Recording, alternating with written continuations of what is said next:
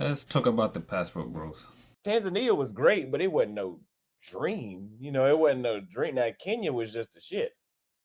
That was just Yeah. that's if you gonna sell a dream, that's where you can sell it at. If you sell somebody a dream in Rwanda, you gonna make a bad name for yourself. But this is a very interesting topic because I myself saw myself as a passport bro, and this was actually a lot earlier than this whole movement, this whole passport bros, people getting their passports and all of a sudden leaving in huge numbers. In 2017, I took a group of friends to Kenya. One of us went the day before, another one went the next day. Me and other guys got there after that. And then when we all met up there, we went to first the villages. You gotta go home and see your family and hang out and whatnot. Not that family only live in villages, but that's where I like to go. So that's where we went. And, hang around there, show them everything. And then we met up, started visiting different towns and, moving around quite a bit.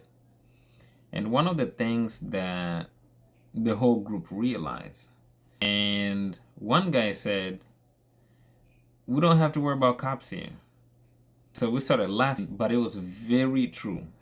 And the reason why that is because when you're in Kenya or I'm in Kenya, every single time I go down there, I always find that there's this absence of harassment. I don't have to look over my shoulders. I don't have to, when you're driving, I don't have to worry about how I look to certain people. I just kind of move on about. And no one really pays mind to you. No one is busy trying to figure out what you're up to, what you're doing, what you're not doing. So that was one of the things that we realized. As we continue to hang out there, we picked up on other stuff like food. They really appreciated the food down there. They appreciated how we're just relaxing. There's really nothing to worry about. Now, let me fast forward. So now we're in 2024, and it didn't start this year. I'd say maybe last year, the year before that, or maybe even a little earlier. But for me, I noticed that people were picking up on what I had already experienced in as early as 2015, 16, 17. And now they started appreciating these things. I started noticing more people going to Kenya from, for example, the US. You see them on videos everywhere, YouTubing, passport bros. So I started asking myself, why are these guys coming to Kenya? Talking to people that have anything like me. Kenya, number one.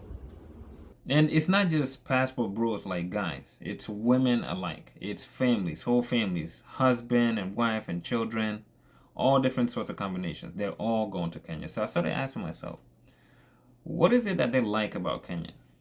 And we already know some of the obvious. Out of all the four countries I've been to so far, Kenya is the one where I feel like I fit the best in around these people. And yeah, I really love the people here. I love the people in Kenya. So that's what matters the most when you move to a country. They can have the best internet, the best food, the best weather, but if the people that you interact with on a daily basis aren't for you, you're not gonna like it at all. But that's not the case. I love Kenya's people. Kenyans, let me say that. And to elaborate on that, the Kenyan people are extremely welcoming, loving, and they validate the fact that if I ever wonder, like, do they want me in their country? They validate that every day.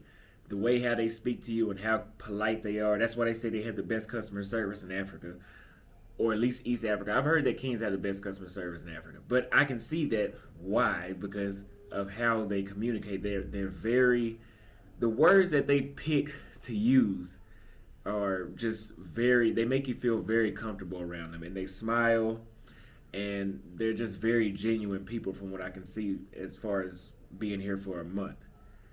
Now, also, besides the people, it's a cheap cost of living here.